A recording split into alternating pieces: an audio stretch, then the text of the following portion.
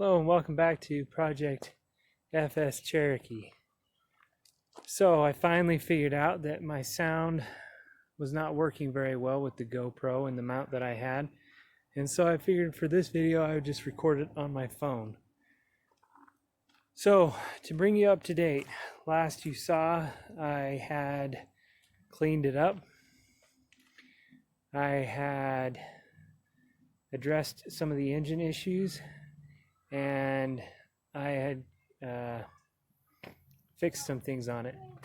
So since then I have torn out the vinyl flooring because it was soaked underneath.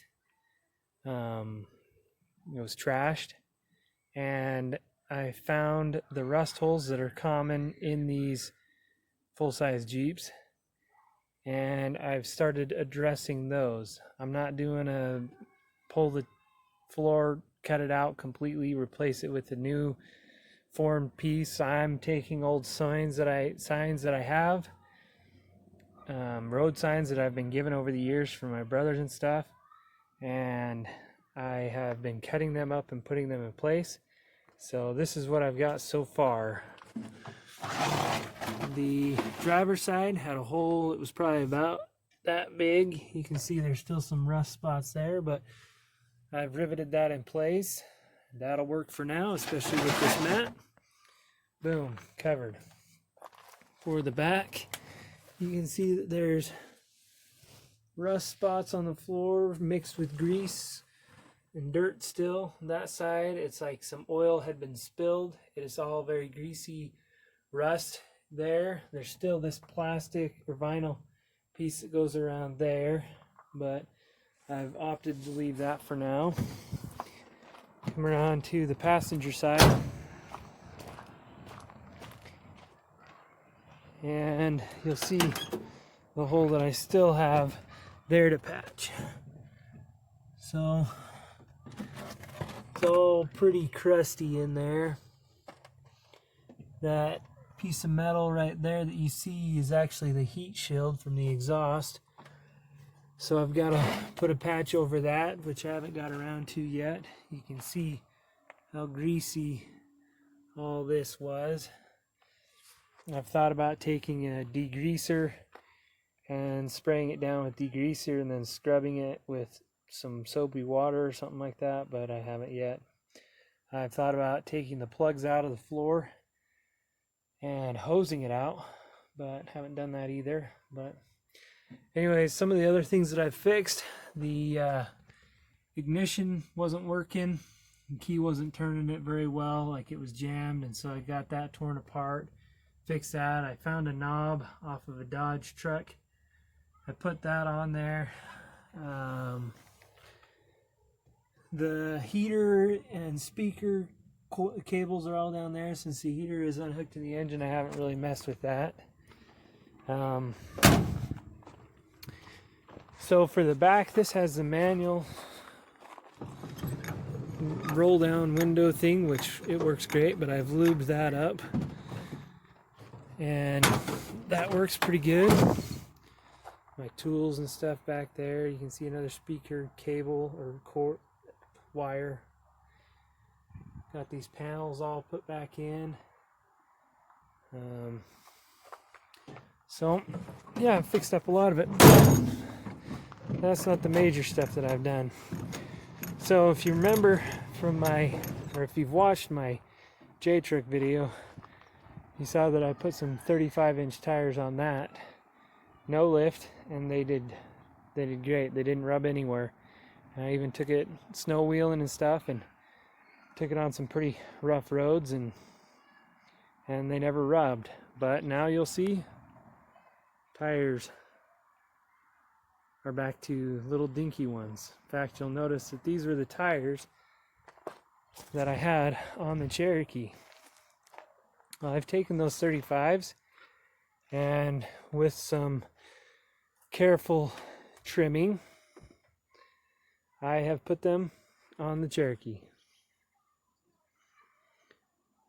So you can see that I had to cut quite a bit off. to fit the 35s on there, but they are on there,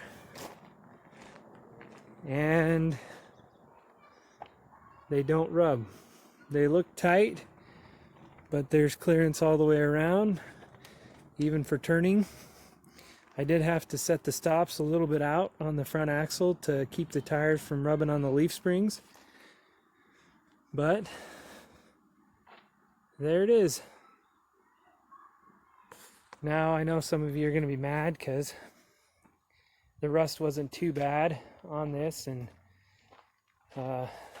it's always painful for some to see a full-size Jeep get cut up.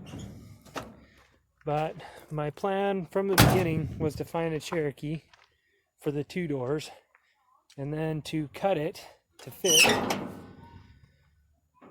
the 35s without a lift, and then if I do any lift, it's going to be like 2 inches or so.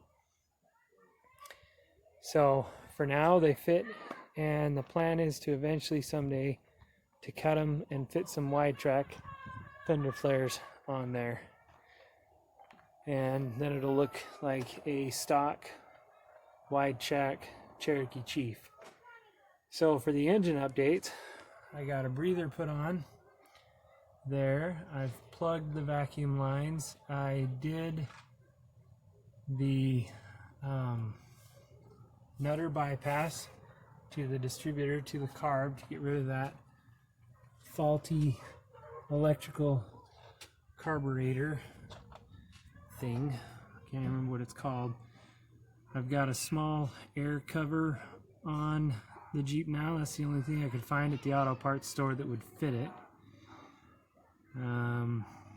I've had to make some of my own linkage for the choke, which is disconnected and doesn't really work right now anyways. And now it runs decent. Still have the idle, doesn't want to work very well when it's cold,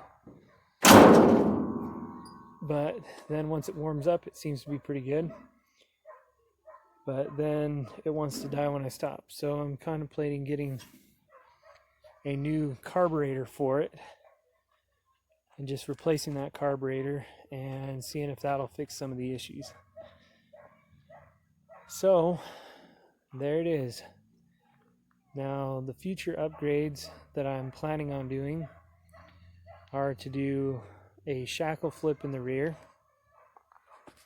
It's where you take that shackle hanger and you flip it so the shackle's facing down.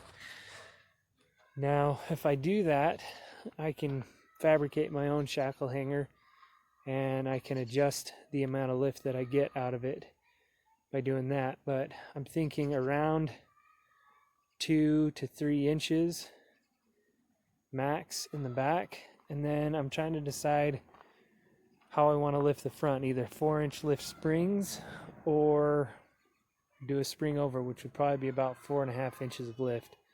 I haven't measured to see exactly yet how much it would be, but that is the plan. So about 4 inches in the front and about 2 to 3 inches in the rear.